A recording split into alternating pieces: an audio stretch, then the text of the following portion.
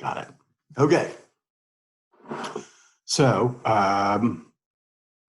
let's begin by taking a look at the website. One thing I like to look at the website at this point in time is I like to look down to the calendar here and see where we're at. We are all the way down here. Let me just check. Is it April 23rd? We're all the way down here at April 23rd. Okay, which means, yay, there's essentially 2 weeks left to go. 4 more class meetings. Not that I'm so anxious to, have the semester end. Well, I guess I am.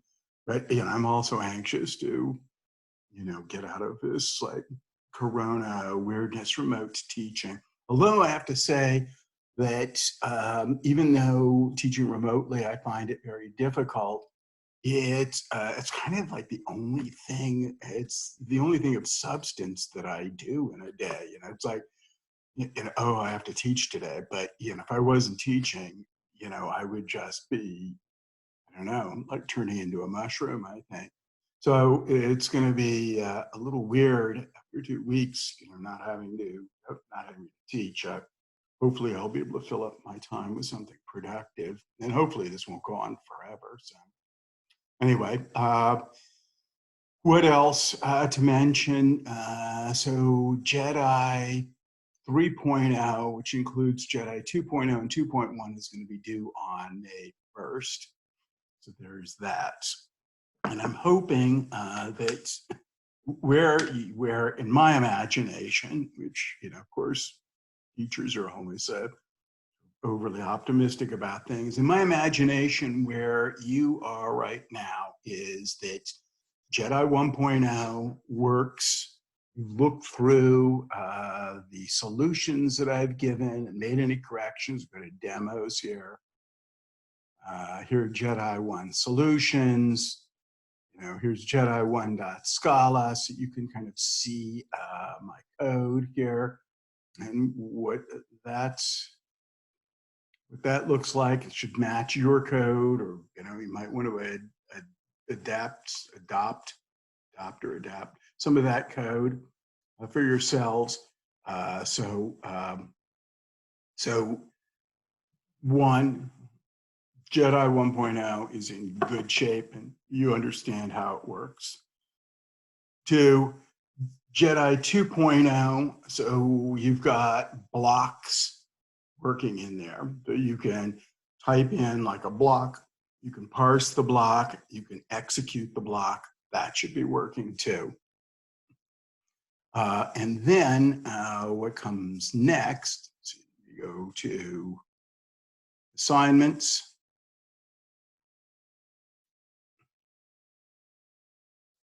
Jedi 2.0, so there is the blocks. You see some block tests going on in there, so you should be able to do blocks. Okay, and then so all of this stuff that we're looking at right now, giving you the environment code. The parsing is totally easy. And then what's next is the closures, and we talked about that, and I posted the video, hopefully you got that, of Tuesday's lectures, where we went through a lot of that stuff. And so, what I'm hoping is that you can get that kind of working over the weekend. You should shoot for the weekend to get closures, user-defined functions completely working. And at that point, you should be able to pass. You should be able to pass these tests. I say by Monday. Jedi 3 is easier than Jedi 2. Jedi 2.1, is kind of tricky though. Let's see. So for just a quick review of the closure stuff. So we've added a new class of values called closure. This is in the value package. Okay, and a closure has a list of parameters, which are identifiers. It's got a body, which is an expression, and this defining environment. Okay, and then apply method. The apply method, we walked through that last time. It we say apply method, it creates a temporary environment just like block does, right? When you start block, you create a temporary environment. In this temporary environment, it binds parameters to arguments. Okay? The thing about this temporary environment, though, is it extends the defining environment. Okay, so that's different. And then it executes the body relative to that environment. Lambda is on the expression package, right? It's a special form. It's got a body, which is an expression, and it's got parameters, a list of identifiers. Okay, and so when you execute a lambda, so it needs an execute method. Remember that execute method has a parameter env for the environment. When you execute that, it creates a closure. It returns a closure. There is the body, there is the parameters, okay? And the environment here is the env that was passed in with lambda. Remember, when you execute a lambda, the environment, that's the defining a lambda, it creates a closure. So the environment that you execute that lambda in is the defining environment for the closure you're creating. And then finally, you have to redo fun call execute. And remember in here, just as you did in Jedi 1, you're going to eagerly execute your operands. That's going to give you a list of arguments, a list of values. We call them arguments. Okay, and then if the operator is bound to a closure in the environment, then you are going to call the operator's the closure supply method and pass in the arguments. Otherwise, you pass everything off to ALU.execute. Okay, so that's kind of a synopsis. The parsing is easy on this, and then these tests. So try to see if you can get that done. If you're behind this mythical schedule that I've just outlined for you, I do have office hours tomorrow at 10:30. So, come by if, whatever your problems are. Let's see, let's take a look at this demos area again. Let's see what I gave you here. Yeah, so what I'd like to do today is, let me move this window a little bit for minutes. So today, if you go to the demos area, there's this environment diagram lab. Okay, and what I'd like you to do for me today is we'll start in class, and then wherever you are, by this evening, let's say, I want you to practice uploading a few images of pictures for me of the environment diagrams you drew. And then at some point this evening, I will post the solutions for these things. Okay, so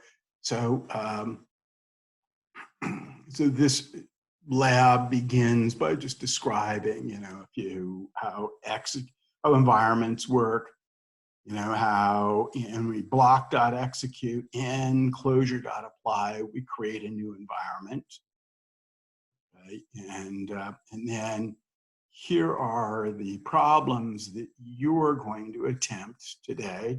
Hopefully everybody has some paper and pencils available. But let's go through the samples that I've given here. This, by the way, all of these problems have been problems on past final exams. I like this format, and so this will be very much the format that you're going to see in the final exam. So we begin by assuming some definitions have been made. Okay, and then we continue on here. We're going to define foo. Now, there are two kinds of problems that I can. Well, I mean, there are many kinds of problems I can give, but there are basically 4 patterns that you should know. a block nested inside of a block, a lambda nested inside of a block nested inside of a lambda, and a lambda nested inside of a lambda. So those four scenarios, I think, test your knowledge of environment diagrams. And by the way, the reason we're doing these diagrams, one thing you should be looking at is we're doing these environment diagrams to make sure that you understand how the JEDI to interpreter works, how a block.execute works, and how closure.apply works. Okay. So we begin by defining foo, and let's take a look at this definition right here. So it's a block. We go into this block, that'll create a temporary environment extending the global environment. Anything that's at the prompt, if you're at the prompt, the current environment is the global environment. Okay, so then you're going to put a definition of X in there, you'll put a definition of Y in there, and then remember the last expression in a block is the value of the whole block. So foo is going to be equal to whatever this returns, but this is a lambda. Lambda returns a closure. So foo is going to be equal to the closure created by this lambda. Right? And the trick here is going to be when this lambda was executed, when the closure was created, the environment was this temporary environment created by the block. Okay? And next, you're going to call foo of x, y. Okay, x and y are up there. And so what is the value that this produces, and what is the environment diagram? So let's take a look at this environment diagram. It's a little bit old, so, and you know, I normally, like, you can see it was done on a whiteboard some years back. You know, and what I would normally do is I would draw this piece by piece for you so you could see it developing. Right here is the global environment. So these pictures, like this guy, this guy, this guy, these boxes with the crosses in them, those are hash maps. Okay, a hash map, if you're confused about hash map, it's I think of it as a two-column table, you know, where first column, those are sometimes called keys and values. Here our keys are identifiers, and our values are our JEDI values. And you can look things up, like what's X, what's Y, and it's very efficient sort of thing. So this is important data structure that I'm sure you got in 46B, maybe 146, I don't know where they do that now. And so remember those definitions, X, Y, and Z. Well, since those were made at the interpreter's prompt, the current environment was the global environment. So that's where those things got dropped. Okay. Also, the declaration of foo, and I'm going to do this so I have both of these things going on here. Just make sure that you're seeing what I'm seeing. Also, the declaration of foo, this def foo, that happens at the prompt. So that definition is going to go into the global environment. So what I did here is I write down foo here before I know what foo is going to be. I know that foo lives in this global environment. I've labeled it GE here. Okay. Next thing that happened was we entered this block here. When you enter a block, that creates a temporary environment. If I was doing this now, I would label it TE1. Okay. And now in TE1, we are going to execute everything in the block sequentially. The first thing we do is we define X to be 2 times Y. Now, here there's actually kind of a question. Which Y do you mean? Because there's this Y out here in the global environment, and there is this Y here that comes immediately after.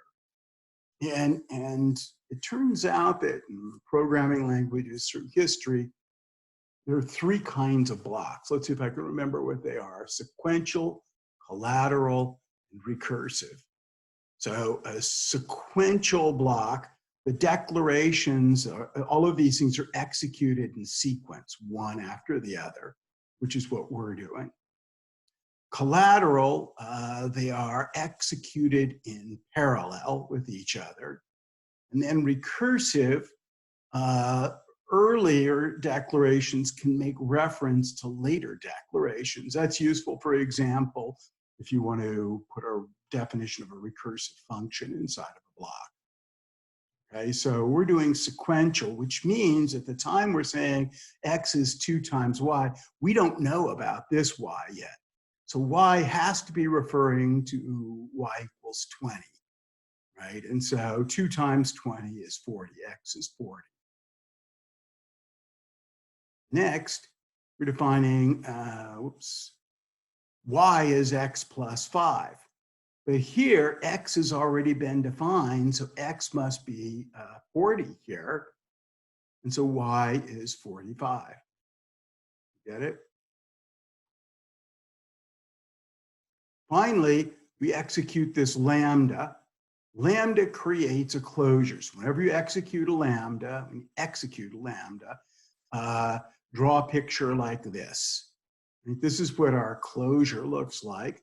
Closure is an object with 3 fields. First field is and this is just coming right off of that UML diagram. First field is the list of parameters. I've got 2 parameters, A and B here, so here's A and B. The second field is the body, which is A plus B plus X plus Y plus Z. And the third field points to the defining environment, DE. Okay, well, the environment, the current environment when I drew this closure was this temporary environment here. And so DE points there. Finally, this closure was the value of the block. And so this closure is what foo is equal to. So I do a little arrow like that. Now, normally what I do is after I'm done executing a block, I draw a little slash through there because it's indicating that it's garbage. But the definition of garbage, the technical definition of garbage, is that there is no chain of pointers leading to the object from the global environment. But here there is, right? Here's a chain of pointers going there, so it doesn't turn into garbage. It's retained, it lives on, even though it was a local variable of block.execute, which terminated a long time ago. And remember, we're doing this in order to implement the static scope rule. If you don't know what that is, we'll go back and study some more. So that is the picture at the point where we see this OK printed out. Right? A few other comments. When you draw these things on an exam, please label these arrows, the DE arrows and EXT arrows. If I don't see those labels, then I think my impression is you didn't know which was which or what they meant. And so you left it out. And so then I shave a few points off for that. Okay. Now we're calling foo of XY. Okay, now here is where you have to think a little bit. So this is a fun call. So we're going to go to funcall.execute. What's the first thing that happens in funcall.execute? What's the first thing that you do? Assuming, let's see,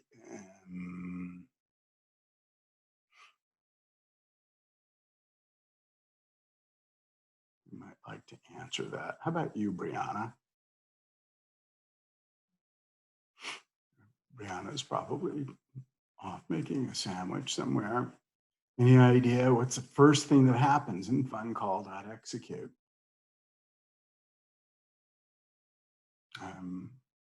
Well, how about somebody else? Anybody eager to answer that question? Oh, here's somebody. answering it, and okay, well, that's a question. So, oh, I'm not calling Sumija. That's what I'm supposed to call you. That's a question, Sumija, and I will be happy to answer that question for me. She's asking if I can explain again what keeps a temporary environment from being deleted. But how about if you return the favor to me and explain what's the first thing that happens in funcall.execute? Do you know, Sumija? You can speak up too or type it in. Anybody want to type it in? The first thing that happens in funcall.execute. Starting to worry. It's very anonymous. You can type it in anonymously. Yay, we execute the operands. Excellent, Sumija. She says we execute the operands, right? That's eager execution. We execute the operands. But here, we haven't gotten into the closure yet. So X and Y have to be referring, Sumija, X and Y have to be referring to 10 and 20. So this is foo of 10, 20. This is the same as that. It might be a good idea, like on your notes through doing this in the exam. Sumija, I'll get back to your question in a minute.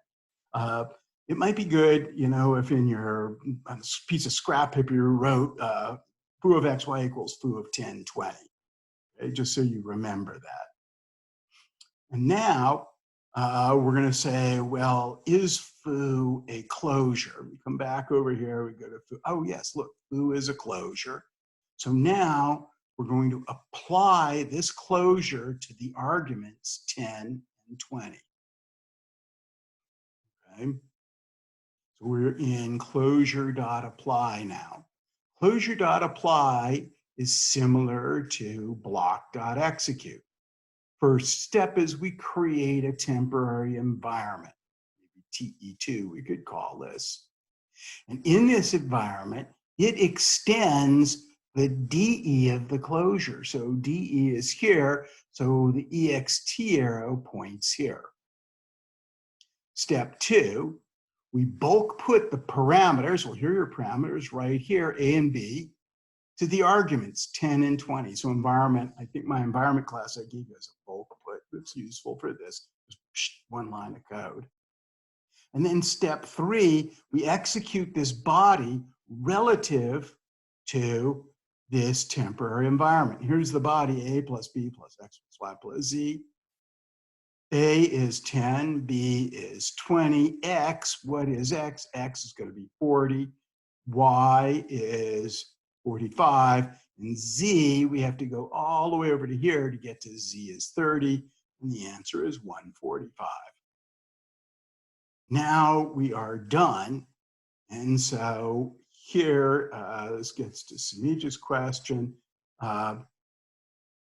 So my definition of garbage was that there's no chain of pointers that will lead you to the map, the hash map, starting in the global environment. So here, this temporary environment wasn't really said temporary in quotes up here, wasn't really temporary because starting in the global environment, this is the global environment, I can follow this arrow and then this arrow and get here. So this guy does not get garbage collected. Compare that to this guy here, the temporary environment caused by the apply method. Okay, there is no chain of arrows from GE to this guy. And so when we're done with it, I draw a little slash through it. It's gone, no longer accessible.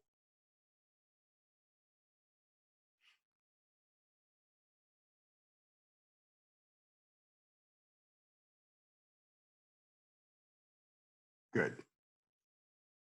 Any other questions? Here's a question for you. What if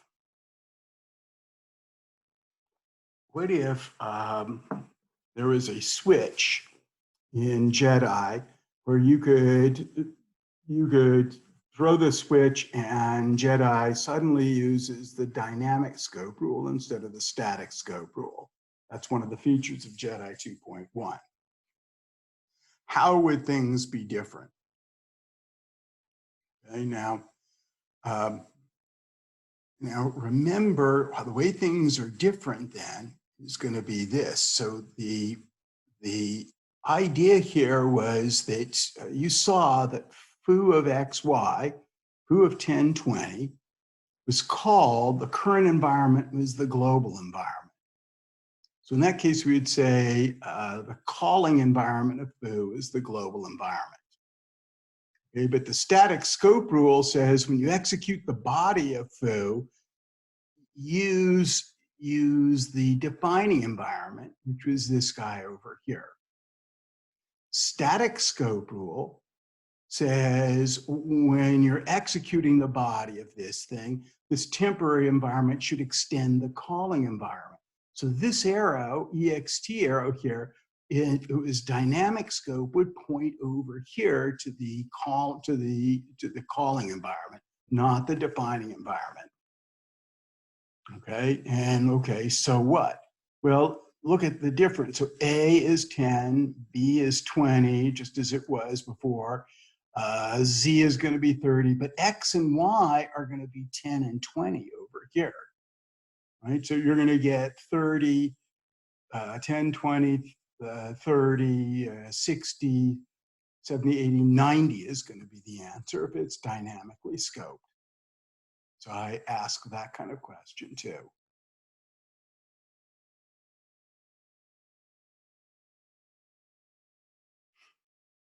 Let's do another example.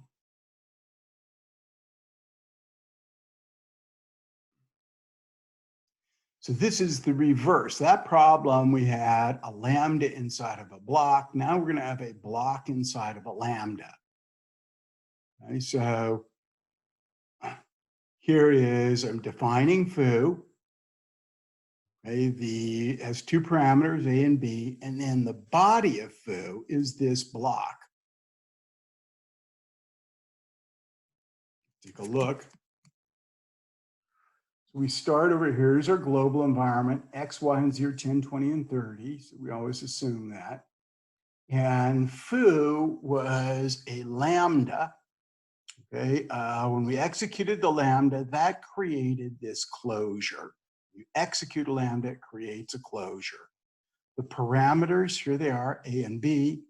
The body, well, the body was too complicated to put in here, so I just put curly brace, dot, dot, dot, closing curly brace, indicating, well, it's a block. So do something, you don't have to write the complete body down, but do something to show me, like on a test, that you know what the body was.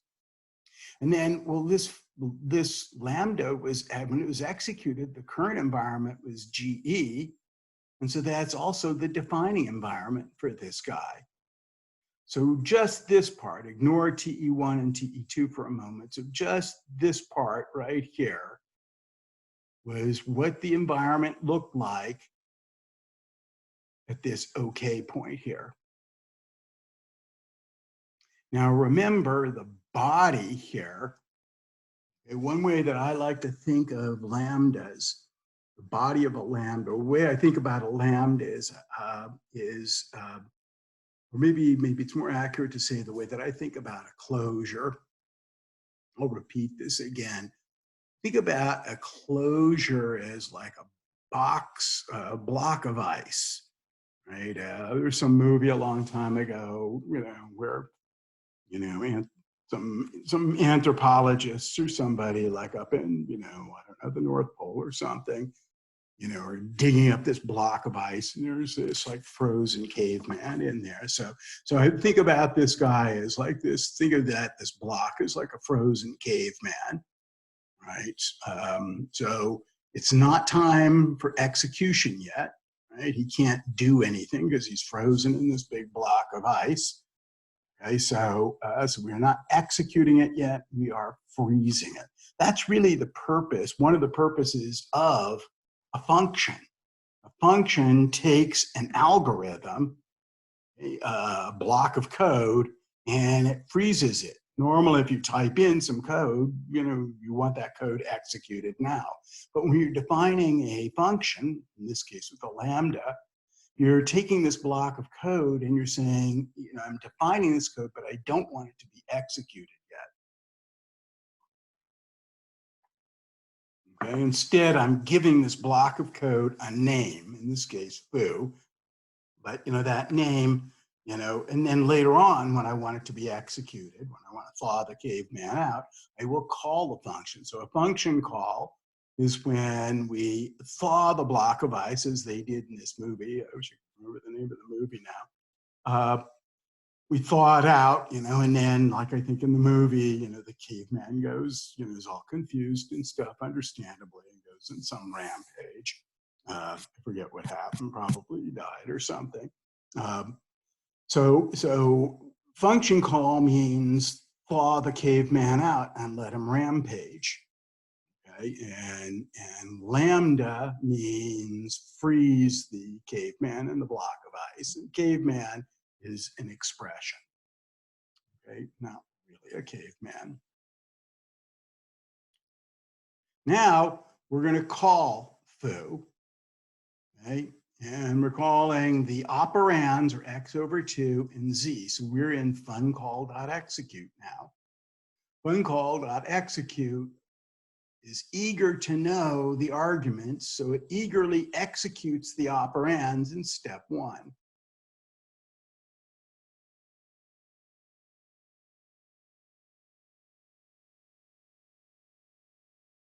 Let's see, I don't quite understand your question. Is that a question, Jacob? Where does A equal 5 and B equal 30 come from? Is that in, let's see, are we in this problem? Sorry, I'm a little bit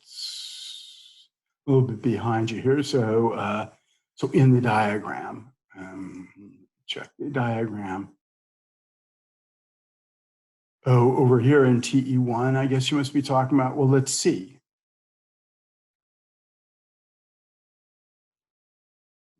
So you're talking, I think, it's just the values gave. A equals 5, B equals 30. Well, hang on, let me come back to that. Maybe your answers will, your answers will be questioned. Maybe your questions will be answered in a moment. So we're eager to know what's x over 2, and we're eager to know z. We haven't quite gotten to the applying the closure yet.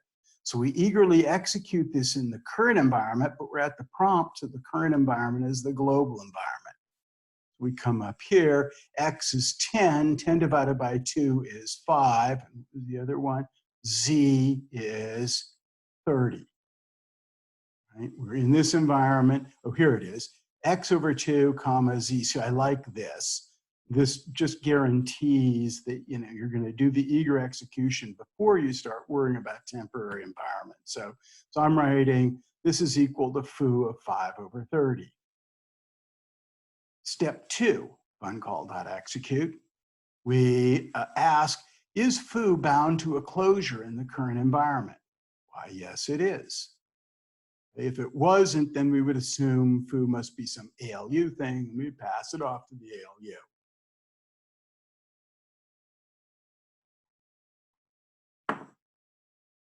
So step 3, we apply this closure to the arguments 5 and 30.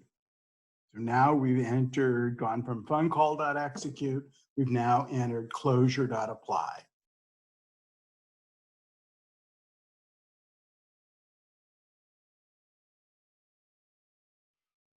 Okay, closure.apply, step 1, create a temporary environment that extends the defining environment of the closure. Well, the defining environment is GE, so TE1 extends GE.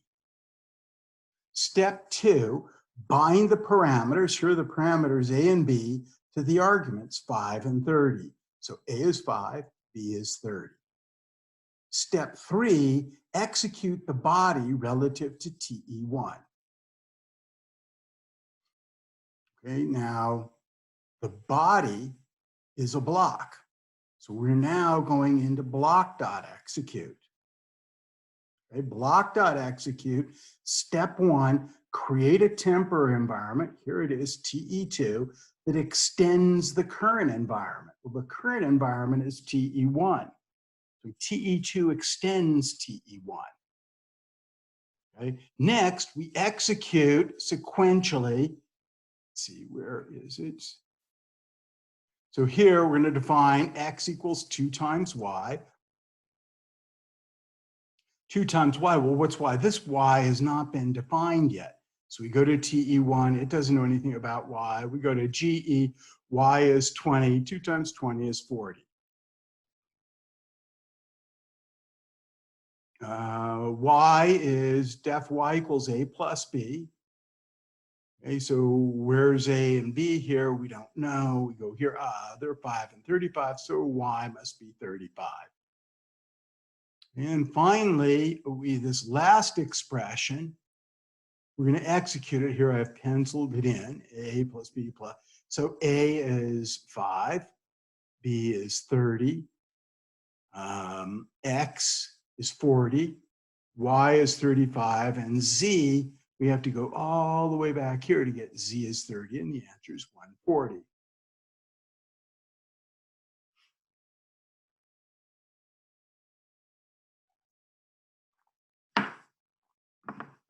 Clear?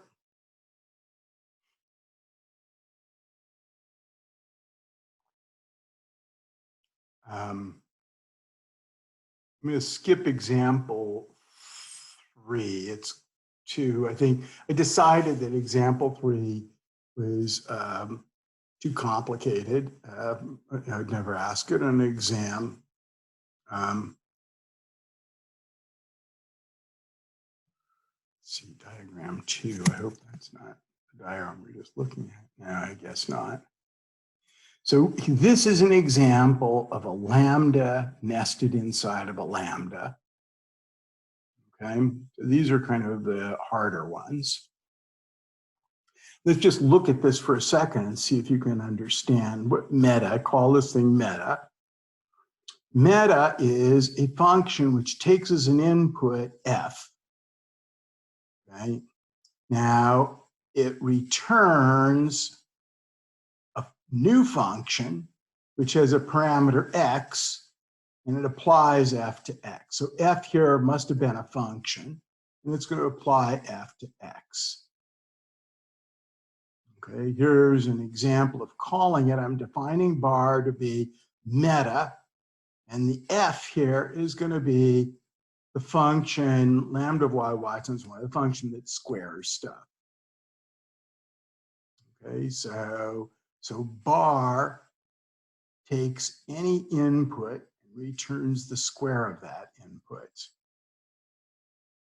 A weird function. And so what's bar of 10 and 10 should be 10 squared, which is 100. So this is an example, kind of an example of a combinator. It's sort of a stupid example. I wish I had done something slightly different here, but well, kind of a combinator. Really, f is just going to be the same as bar, I guess. It's kind of a combinator problem, okay? And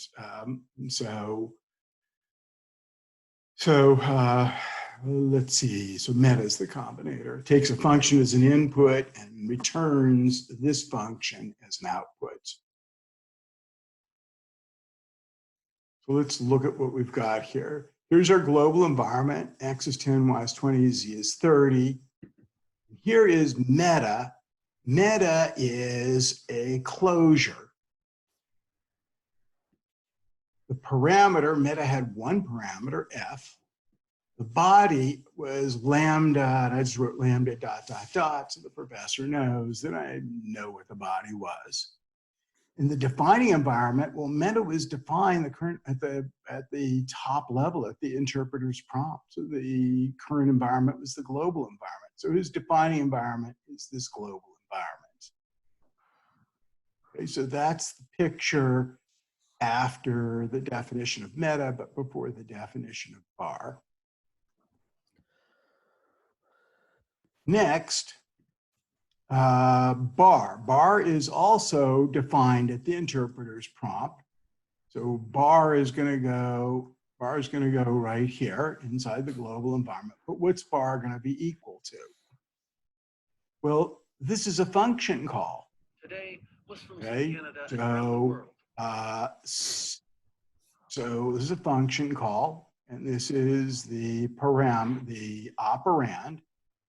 So we're now going to fun call.execute. Step one, we eagerly execute this operand. Here it is here. When you execute a lambda, it gives you a closure. Okay. Now, at the time that I was being eager, fun call.execute, the current environment was still the global environment. So this closure, his defining environment, is also the global environment. Step two, I ask, is meta a closure? So I look up meta, yes, meta is a closure. Step three, they then apply this closure to its argument, which is this closure. I'm applying a closure to a closure here. Okay, how is this done? Well, so we're inside of closure.apply.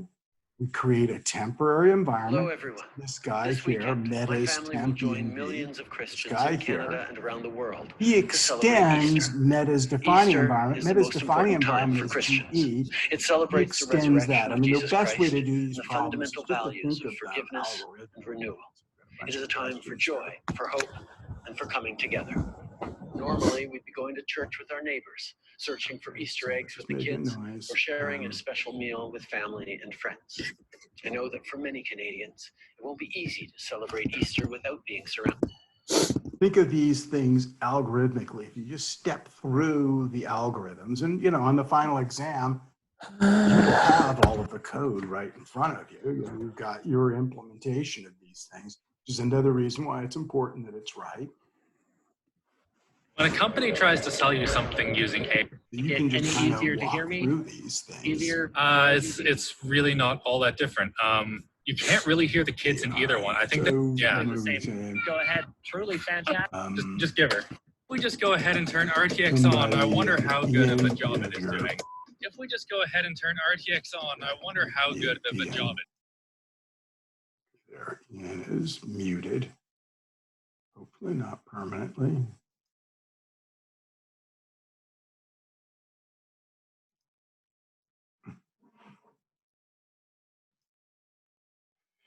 So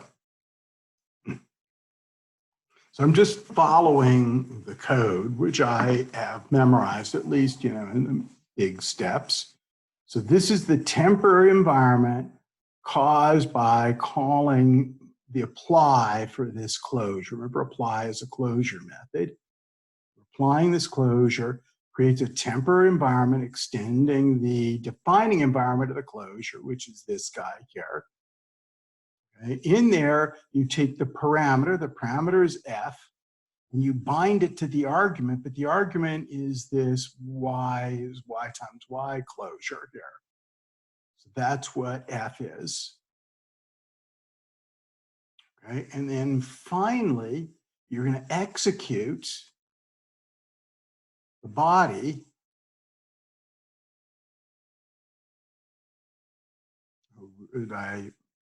Well, all right.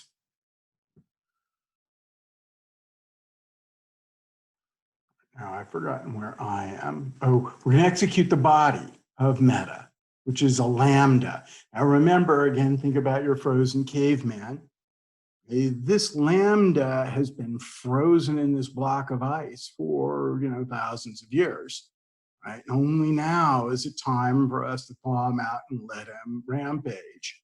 So when we thaw him out, what does he do? Well, he makes a closure. Here's the closure that he makes. Okay, let's take a look at that. Here it is, lambda of x, f of x. So here's a closure. The parameter is x, the body is f of x. And here's the interesting part. His defining environment was the temporary environment created by Meta. That's his defining environment. Okay, and so what we've got now, forget all of this stuff down here for a moment, this is the environment diagram after bar has been defined. Oh, bar is the output of this thing, so bar is this closure.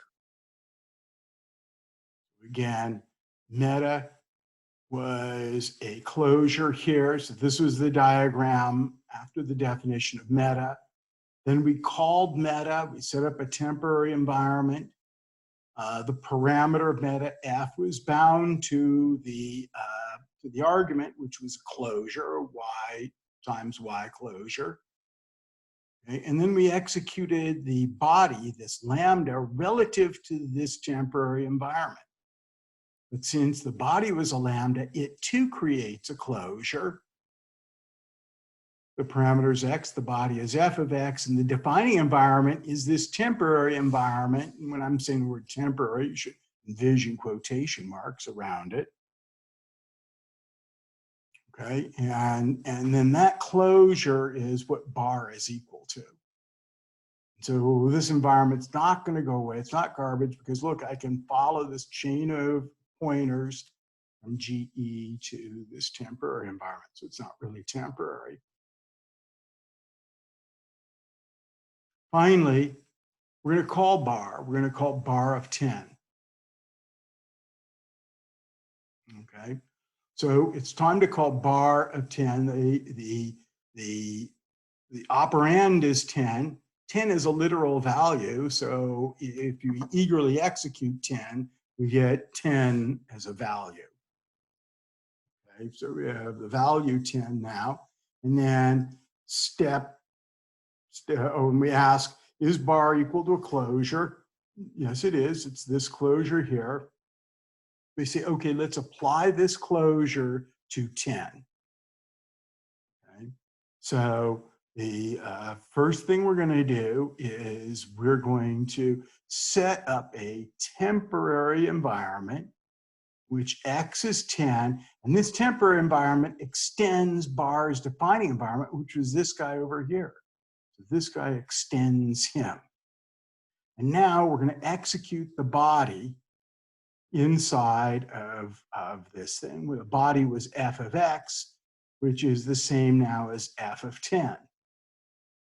Okay, so we're in this environment, and now we say, okay, we're in fun call. F of 10 is a fun call. Is f a closure? Not here, but if we come, oh yes, f is this closure. So now we've got to apply f of 10. We set up another environment, temporary environment. This one extends this closure's defining environment, which is GE, and its body is going to be y times y, 10 times 10, which is 100. This guy is garbage. This guy is garbage. This guy persists. Whew, that was complicated. Yeah, I think probably that's going to be, that kind of a problem might be a little bit too complicated for the final exam. Maybe I can think of an easier version. Okay. Next, so get out your paper and pencils, okay? And I want you to draw, we're going to draw, how many we got? 1, 2, 3, 4 of these things. Okay, and it's, what time is it? Let's see, it's 5 till 4. So let's take at least the next 20 minutes to try to get through some of these things. So go find yourself some paper and some pencils or pens if you feel confident. Okay, and we're going to start by defining a global environment, and you're going to put x is 10, y is 20, z is 100 in that global environment. Go get my example that I did from the first one. Oops.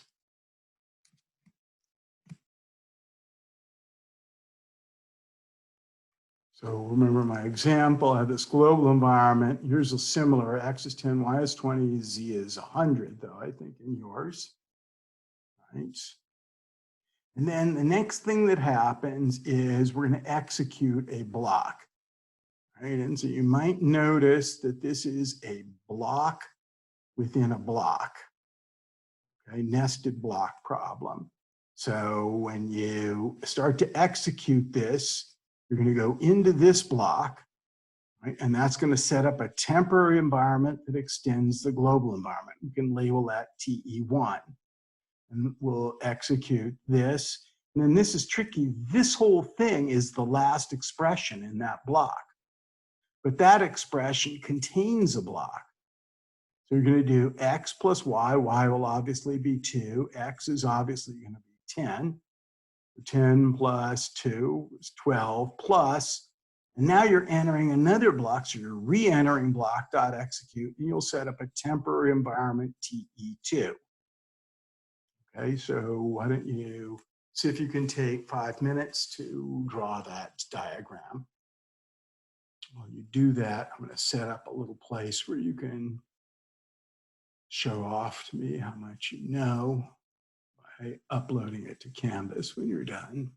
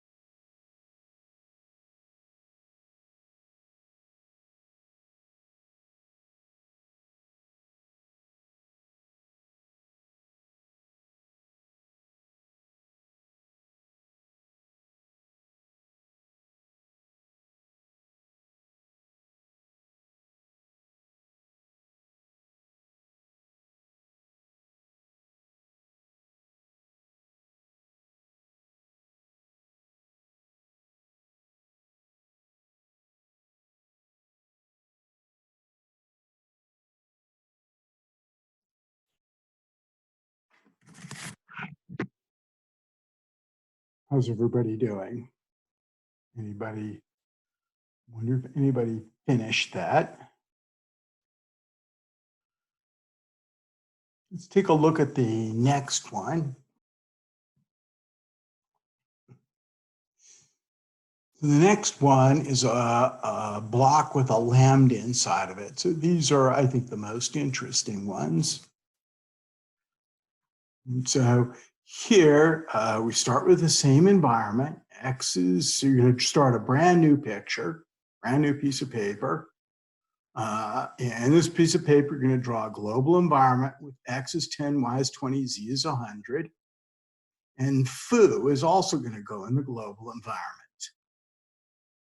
But we don't know what foo is yet. Here we have a block. So when we enter the block, you're going to create, it's block.execute, you'll create a temporary environment that extends the global environment. That's the current environment. Here you're going to define y equals 2 goes in there. And then here is lambda, that's going to make a closure. The defining environment of that closure will be the temporary environment, and that closure is what foo will be equal to. Next, you're going to call foo of y.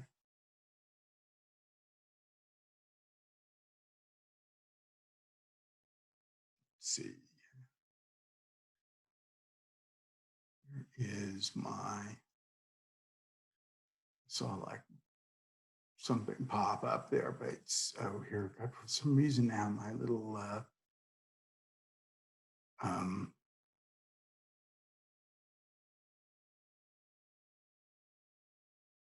oh, Ian is still worried about, is Ian, you just have to like keep muted, I think, and everything will be fine.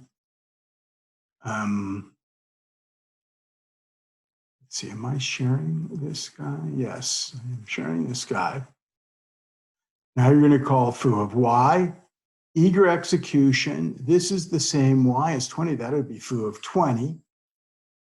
Okay, and you're going to, this is going to be executing the closure that foo is. Closure.apply is going to happen there. And then this is, you don't have to do this one right away, but you know, this is going to be the same thing, but z over 2, I guess it'll be foo of 50, maybe. So why don't you, I'm going to give you like another 5 minutes to draw that. And then what we're going to do, I just created a little assignment for you to upload these pictures to. So I guess what I would do, which will be good practice because we're going to do this for the final exam as well. So each one of these things, you're going to take a picture of the diagram. I do it by holding it up to my chest and using the computer's camera. You could also just use your cell phone.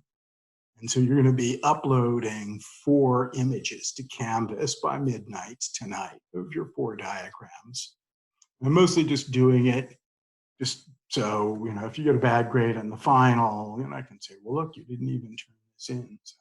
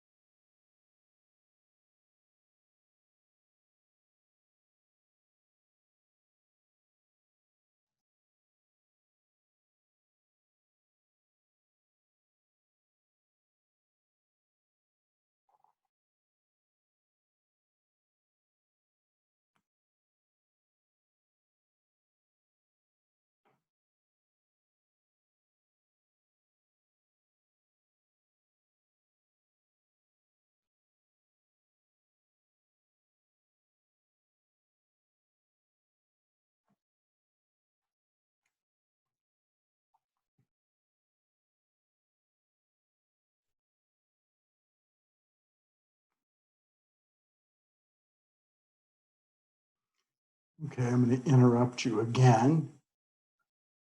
Let's look at this next one. This is a block inside of a lambda. These are pretty easy. So we start a brand new diagram. GE has got x is 10, y is 20, z is 100 in it. And GE is also going to have foo in it, but we don't know what foo is going to point to. So we're going to execute lambda. That'll create a block. Okay, and frozen inside of that block will that'll say that again. Executing a lambda creates a closure. The body of that closure is this frozen block within a block of ice. Okay, and then next you're going to call foo of y. What's y? Well, it's eager, so y is going to be 20. This is foo of 20. Okay, and so then you're going to apply this closure to y equals 20. That's an easy one. And then finally, there is this last one. This is a lambda inside of a lambda. Ooh, I like these things. They're kind of nasty. Okay, so you start a brand new diagram. X is 10, y is 20, z is 100, and foo is, well, we don't know yet. Here we're executing a lambda. So that creates a closure. So foo is a closure. And this lambda is the body of that closure. Okay, now we're going to define bar. Again, this is at the top level, so bar should be in the global environment. And it's equal to the output of foo of z over 2. Z over 2, I think z is 100, so z over 2 is 50. This is foo of 50. So here, you're going to go to the closure made that foo represents and apply that closure to z equals 50.